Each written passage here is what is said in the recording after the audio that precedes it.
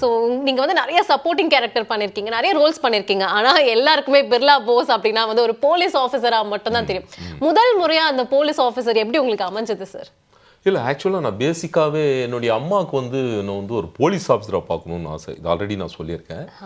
But என்னுடைய thoughts என்னென்னா, சரி ஓகே ஒரு டிகிரி பண்ணிட்டு நான் ஐபிஎஸ் போகலாம் அப்படின்னு சொல்லி பிளான் பண்ணேன். இதுக்கு வந்து அடிஷ்னலாக ஏதாவது பண்ணுமா அப்படின்னும் போது என்னுடைய காலேஜ் தருமபுரி ஆர்ட்ஸில் நான் வந்து அப்போது என்சிசி அதில் வந்து நான் ஜாயின் பண்ணேன். அப்போ என்னென்னா அவங்களுக்கு அந்த கட்டு இருக்கு பாருங்க, போலீஸ் கட்டு, இந்த மார்ச் வாக்கு ஃபுல்லாக அதில் ட்ரைன் பண்ணுவாங்க. சூப்பர் சீனியர் கன் ஷூட் எப்படி பண்ணுறது, மார்ச் எப்படி பண்ணுறது, எல்லா ஸ்கில்ஸும் வந்து அதில் சொல்லி கொடுப்பாங்க. நான் மேபி அதில் ஒரு 3 years ட்ராவல் பண்ணேன். நான் 3 years ட்ராவல் பண்ணிட்டு என்னாச்சுன்னா அந்த லுக்கு எனக்கு பிடிச்சிருந்தது, நான் அப்படியே மெயின்டைன் பண்ணிட்டேன். சில ஜாப்ஸ் எல்லாம் போனேன். அதுக்கப்புறம் நான் இங்கே சென்னையில் வந்து ஒரு வேலையில் இருந்தேன். ஒரு இன்சிடெண்ட், நான் வந்து சினிமாக்குள்ளே வந்தேன். வரும்போது இதே லுக்கில் இருந்ததுனால அவங்களுக்கு அந்த போலீஸ்க்கு என்னென்னா ஒரு 50% வந்து அந்த லுக்கு தான் பார்ப்பாங்க. ஹைட் இருக்கணும், அந்த ஃபிசிக் இருக்கணும், அந்த கட்ஸ் இருக்கணும், அந்த லுக் இருக்கணும். அது என்கிட்ட இருந்தது. ஆமாம், காஸ்டியூம் போட்டு அவங்களுக்கு பார்த்தாங்க, அவங்களுக்கு பிடிச்சிருந்தது. சரி, என்னென்னா நீங்கள் பார்த்தீங்கன்னா ஆவரேஜாக பார்த்தீங்கன்னா என்னதான் ஹீரோ வில்லன் யார் இருந்தாலும் அந்த சீனில் வந்து போலீஸ் இருந்தாருன்னா அவர் தான் ஒரு சென்டர் ஃபிகராக இருப்பார், சென்டர் ஸ்க்ரீனாக இருப்பார். பட் எனக்கு ரொம்ப பிடிச்சது அது. சரி, அது ஒர்க் அவுட்டும் ஆச்சு. அது கரெக்டான ஒரு வேர்டு அது. ஏன்னா எந்த ஒரு கேரக்டர் பண்ணாலும் ஒர்க் அவுட் ஆகணும். எனக்கு ஒர்க் அவுட் ஆச்சு, நான் அது ரியலைஸ் பண்ணேன். சரி, அதனால் எனக்கு ஆப்பர்ச்சுனிட்டிஸ் அதிகமாக இருந்தது. ஒரு கேப்பில் வந்து நான் அது பிரேக் பண்ணிட்டு நான் ஏன் போலீஸாகவே பண்ணணும், நான் வந்து கொஞ்சம் அப்படியே போலீஸை டவுன் அதை வந்து லாக் பண்ணிட்டு அதர் கேரக்டர்ஸ் பண்ணலான்னு ட்ரை பண்ணும்போது ஃப்ரெண்டு தாவூத் அப்படின்னு சொல்லி அவர் சொன்னார், இல்லை அதாவது ஒரு ஆப்பர்ச்சுனிட்டி கிடைக்குதுன்னா அது உன்னை தேடி வருது, நீ பண்ணலன்னா இன்னொருத்தன் பண்ண போகிறான். கண்டிப்பாக அது வந்து ஆப்பர்ச்சுனிட்டி எப்பயுமே அவாய்ட் பண்ணக்கூடாது. தேடி வர்றது வந்து நம்ம அவாய்ட் பண்ணக்கூடாது. எது எந்த இடத்துல கொண்டு போய் விடும் தெரியாது. இப்படி கிடைச்சது தான் எனக்கு அந்த துணிவு, வேட்டையன், அப்படியே பேர்லாம் ஹிட் மூவிஸும் பண்ணியிருக்கேன் நான். இது டாக்டர், யூடர்ன்லாம் பார்த்தீங்கன்னா ஒரு ஹோம்லி ரோலு அதெல்லாம் பண்ணியிருக்கேன் நான். இல்லை, இது ஆயுத எழுத்து, சுதா கோங்கராவங்க அதில் வந்து அசிஸ்டண்டாக ஒர்க் பண்ணாங்க மணி சாரோட படத்தில். Super sir. ஆமாம், இதுதான் இந்த மாதிரி வந்துட்டு நான் அதான் எனக்கே தெரியும் கண்டிப்பாக இந்த போலீஸ் ஆஃபீஸருக்கு முன்னாடி ஒரு பின்னாடி ஒரு பேக்ரவுண்ட் இருக்குன்ட்டு. அந்த என்சிசியில் ஆரம்பித்த ஜேர்னி இப்போ வரைக்கும் தொடர்ந்துட்டே இருக்கு. இன்னைக்கு நம்ம ஷோவோட special guest Birla Bose sir நம்ம கூட இருக்காங்க. சார் கிட்ட நிறைய விஷயங்கள் பேசிட்டு இருக்கோம். காலர்ஸும் கால் பண்ணுறாங்க, இன்ட்ரெஸ்டிங்கான காலர்ஸ் எல்லாம் கால் பண்ணுறாங்க, சாரோட ஃப்ரெண்ட்ஸ் அந்த மாதிரி எல்லாம். ஸோ இப்போ அடுத்த காலர் லைனில் இருக்காங்க, அவங்க கிட்ட பேசலாம். ஹலோ, வணக்கம், உங்கள் பேர் சொல்லுங்க. ஷர்மிளா தர்ஷினியா, இந்த பேரு புதுசா. தமிழரசி, இப்பதான் 2 நாளைக்கு முன்னாடி பேசிருந்தீங்களே, நீங்க தானே? தமிழ், நம்ம கூட சார் இருக்காங்க இன்னைக்கு. பிர்லா போஸ் சார், நிறைய படத்துல போலீஸ் ஆபீசரா நீங்க பாத்திருப்பீங்க. வேட்டையன் படத்துல எல்லாம் ரஜினி சார் பின்னாடி நிப்பாங்களே.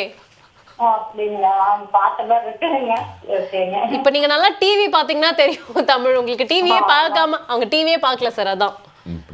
அம்மா நல்லா இருக்கீங்களா? நல்லா இருக்கீங்களா? உங்க வீட்டுல எல்லாரும் நல்லா இருக்காங்களா?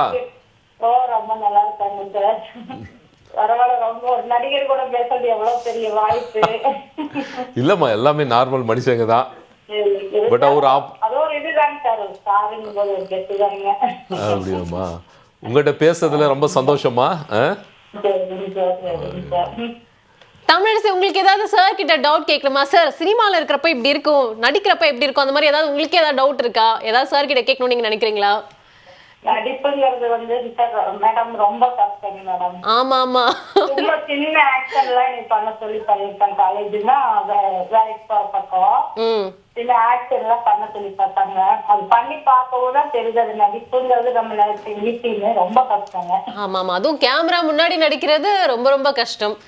அந்த கஷ்டமான விஷயத்த சார் நீங்க எப்படி ஈஸியா பண்றீங்க அப்படின்னு தானே கேட்க வந்தீங்க நீங்க?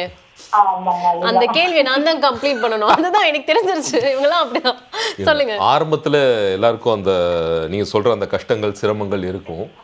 நம்ம அது பயிற்சி பண்ணும்போது அது, ஏன்னா எந்த ஒரு தொழிலும் நம்ம விரும்பி பண்ணோன்னு வைங்க, அதில் இருக்கிற கஷ்டம் தெரியாது, நம்ம அதில் இன்வால்வ் ஆகிடுவோம்.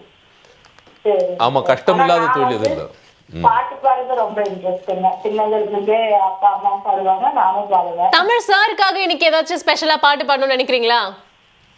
என்ன பாட்டு சொல்லுங்க, நீங்களே ஒரு சார் சொல்லுங்க. உங்களுக்கு ஏதாச்சும் பாட்டு இல்ல ரெக்வெஸ்ட் உங்களுக்கு பிடிச்ச பாட்டு நீங்க பாடுங்க. நீங்க இந்த பாட்டு நல்லா பாடுவேன்ற உங்க மைண்ட்ல இருக்கும் இல்லையா? உங்க இடையில பாடின பாட்டே பாடலாம். ஓகே பாடுங்க பாடுங்க, பரவாயில்ல, ஒன்றும் பிரச்சனை நான் தானே, இல்லை. பரவாயில்ல பாடுங்க. ம்.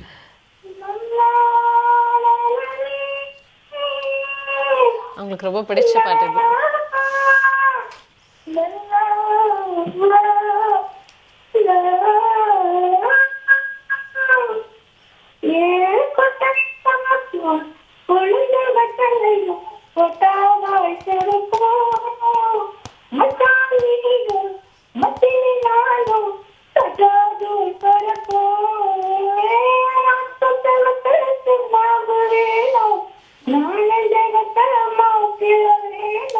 தாலி காட்டி அதுவும் தாலிக்க வேணும், பொழுது வச்சலையும்